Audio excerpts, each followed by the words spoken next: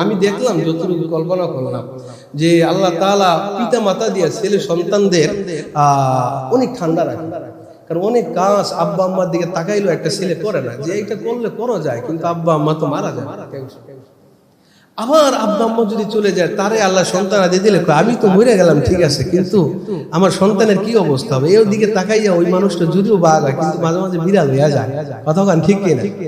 ছেলে সন্তানের মহব্বত আর ভালোবাসা, আব্বা আম্মার ভালোবাসা যদি কোনো পুরুষকে না দিত, মনে হয় কোন পুরুষ, এক একটা পুরুষ থাকতো বনের রাজা, রয়্যাল বেঙ্গল টাইগার। কতক্ষণ ঠিক কিনা?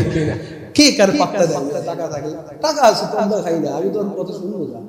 এই জন্য আল্লাহ তাআলা আদম আলাইহিস সালাম রুহের জগতে জিজ্ঞেছিল, আল্লাহ সবার একভাবে বানাইলো না, কয় বেটা চুপ থাক, এক বাবা বানাইলে কেউ কারো পাত্তা দিব না, সবাই বড় হেডামগিরি হয়ে যাবে।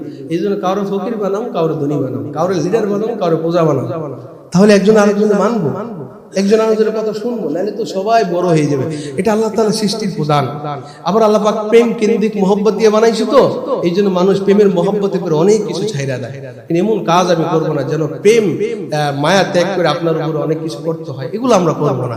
আপনি করলেও জিন্দিগি যাবে, না করলেও জিন্দিগি যাবে। আপনার ভাই বেড়াদের কোনো লাভ নাই, আপনার ভাই বেড়াদের উপর চোখ গরম করে কোনো লাভ নাই। এই বাইরে আপনার কান্দা আসবে, এই বাইরে জানাজা নামাজ পড়বে, এই বাইরে আপনার দরদবান হবে, এই বাইরে বিপদে বলে কাছে আসবে। কেন কেন এমন কাজ করবো না যেন আমার আল্লাহ বেজার হয়, আমার নবীও বেজার হয়, আমার পরিবার বেজার হয়, আমার পাড়া প্রতিবেশী বেজার হয়, আমার ইমানদার মুসলমান আমাকে খারাপ ভাবে। এমন কাজ আমরা কখনো করবো না। আল্লাহ তাআলা আপনাকে আমাকে এই হৃদয় বিদারক কথাগুলোর উপরে আমল করার তৌফিক দান করুন।